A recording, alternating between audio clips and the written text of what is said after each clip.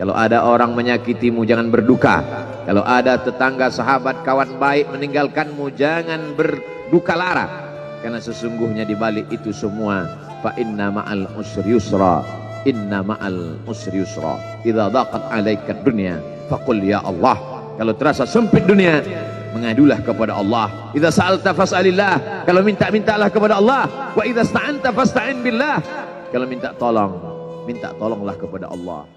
Alhamdulillah, wassalatu wassalamu ala rasulillah Sayyidina wa maulana Muhammad ibni Abdillah wa ala alihi wa sahbihi wa man tabi'ahu wa mawala. Ashhadu an la ilaha illallah wahdahu la syarika lah wa ashhadu anna sayyidana Muhammadan abduhu wa rasuluhu la nabiyya ba'dah. Allahumma salli ala sayyidina Muhammadin nabiyil ummi wa ala alihi wa sahbihi wa barik wa sallim. Qala Allah Ta'ala fil Qur'anil azim wa huwa asdaqul qailin. A'udzu billahi minasy syaithanir rajim. Ya ayyuhalladzina amanu taqullaha haqqa tuqatih wa la tamutunna illa wa antum muslimun. Wa qala ta'ala fi ayatin ukhra. Ya ayyuhalladzina amanu taqullaha wa qulu qawlan sadida yuslih lakum a'malakum wa yaghfir lakum dhunubakum wa man yuti'illaha wa rasulahu faqad faza fawzan 'azima. Ibadallah, usikum wa nafsi bitaqwallahi wa ta'atihi faqad fazal muttaqun. Hadirin jamaah Jumat yang dimuliakan Allah Subhanahu wa taala. Semua orang senang melihatnya karena dia bersih, karena dia rupawan, karena dia sopan dan santun, karena ayahnya meninggal dan ibunya juga sudah lama meninggalkannya.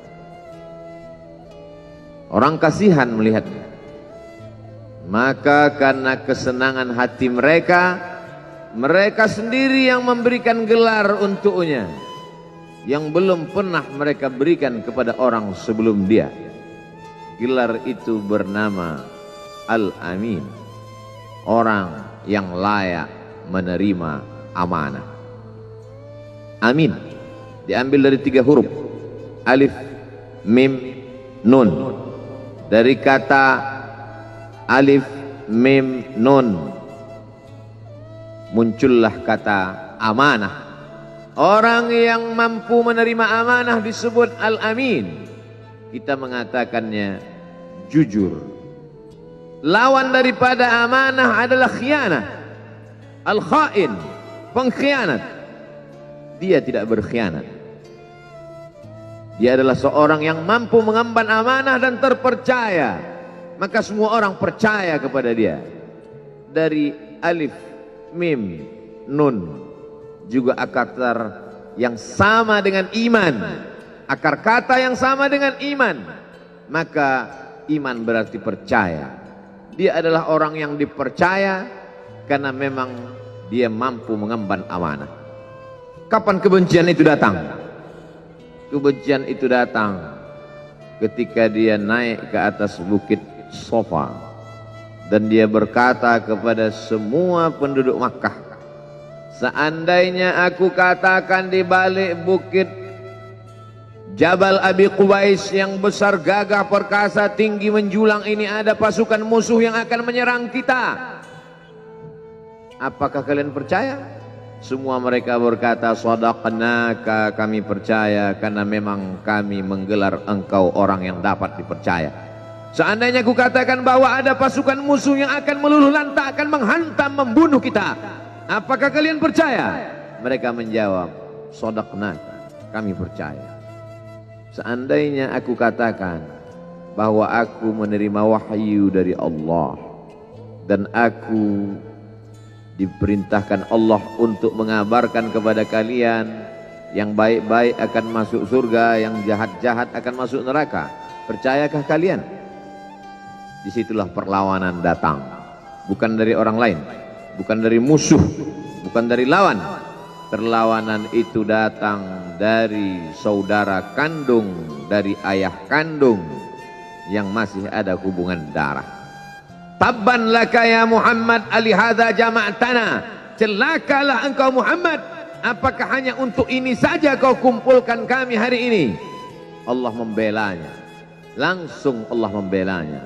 Dia tidak membela dirinya, tapi Allah mengatakan tabbat yada abi lahabi wa tabba ma aghna anhu maluhu. Hartanya tak ada berguna. Wa ma kasab, hasil usahanya tak mendatangkan manfaat. Wa imra'atuhu hammalatal hatab, istrinya menjadi pembawa kayu bakar, simbol dari adu domba, kata-kata yang membuat menyakitkan hati yang dibawa oleh Ummu Jamil istri Abu Lahab untuk menyiksa, menjelekkan, membuli, menebarkan berita untuk membunuh karakter Sayyidina wa Maulana Muhammad sallallahu alaihi wasallam. Ini bukti kalau hari ini ada anak muda yang rupawan, yang dermawan, yang disenangi lingkungannya, tidak ada orang yang tersinggung, biasa. Karena Nabi Muhammad SAW juga pernah mengalami hal itu. Tapi begitu kau katakan, aku tadi malam bermimpi bahwa aku mesti hijrah, meninggalkan komunitas peminum khamar, meninggalkan geng kita yang selama ini bicara tentang yang haram, maka disitulah mereka akan berkata, apakah hanya untuk ini saja kita berteman selama ini? Mana persahabatan kita? Apa yang dialami pemuda-pemuda hijrah hari ini dialami oleh Rasulullah sallallahu alaihi wasallam 14 abad yang silam. Ketika kau berhasil bisnis, orang senang. Ketika kau berhasil membina rumah tangga, tidak ada orang yang tersakiti. Ketika anakmu lucu-lucu dan kau berada di tengah mereka, tidak terusik kepentingan mereka, tidak terganggu ekonomi mereka, engkau adalah sahabat. Engkau adalah teman setia. Tetapi ketika kau tidak ikut kemauan manusia, disitulah engkau sedang melantik dirimu sendiri menjadi musuh. Maka Allah kuatkan hatimu. Wa in tuti' aktsara man fil ardi, kalau kau ikut kebanyakan orang di atas muka bumi, yudilluka an sabilillah, mereka hanya akan menyesatkan engkau dari jalan Allah subhanahu wa ta'ala. Tapi api itu tidak pernah padam. Kalau dia padam, maka berakhirlah dakwah Islam. Dia terus bergelora, dia terus menyala, dia terus membakar kemunafikan, membakar kemusyrikan, sampai akhirnya embargo pun tiba. Jangan ada yang mau bergabung dengan kelompok Muhammad sallallahu alaihi wasallam. Jangan ada yang mau berkirim makanan, jangan ada yang mau berdagang, jangan ada yang mau menjalin transaksi. Mereka ingin membunuh secara perlahan-lahan. Jangan beli produknya, jangan duduk bersamanya, jangan berteman dengan dia. Kenapa kamu mau berfoto dengan dia? Kenapa kamu mau bergambar dengan dia? Kenapa kamu masih mau mendengar ceramah dia? Adakah orang yang mengalami hal itu hari ini? Adakah ketakutan-ketakutan dari hamba Allah yang mengatakan Allahu Akbar, Allah Maha Besar, tapi takut ditinggalkan kawan, cemas ditinggalkan sahabat? Maka itu pernah terjadi pada kelompok Sayyidina wa Maulana Muhammad sallallahu alaihi wasallam. Kalau pembunuhan karakter tidak berhasil, maka ada yang lebih dahsyat daripada itu. Mereka tawarkan dunia beserta isinya. Wallahi, demi Allah wahai paman, demi Allah wahai Abu Talib, law wada'u syamsa fi yamini wal qamara fi yasari, andai mereka letakkan matahari di tangan kananku, bulan di tangan kiriku, ala an atruka hadzal amr, supaya aku tinggalkan dakwah ini, aku tidak akan meninggalkannya. Bujuk rayu mulai tiba.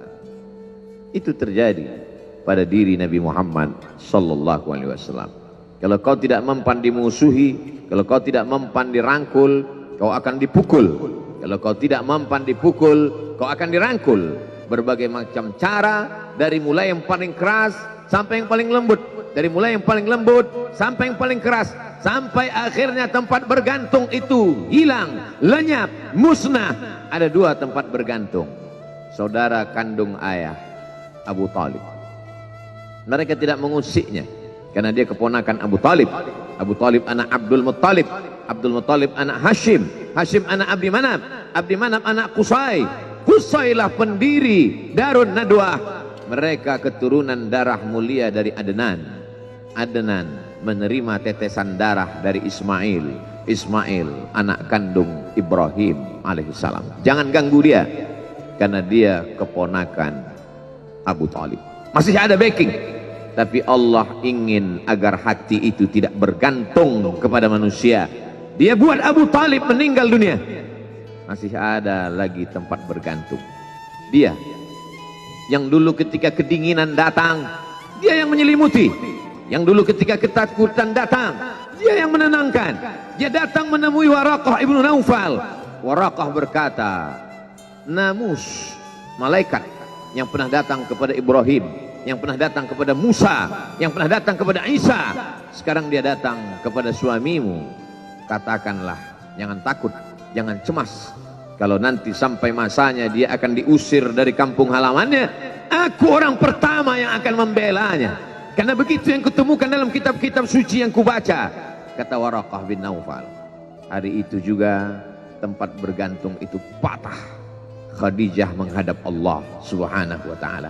Tak lagi ada makhluk tempat bergantung, tak ada lagi ranting tempat berhinggap, tak ada lagi batang kayu tempat berpegang.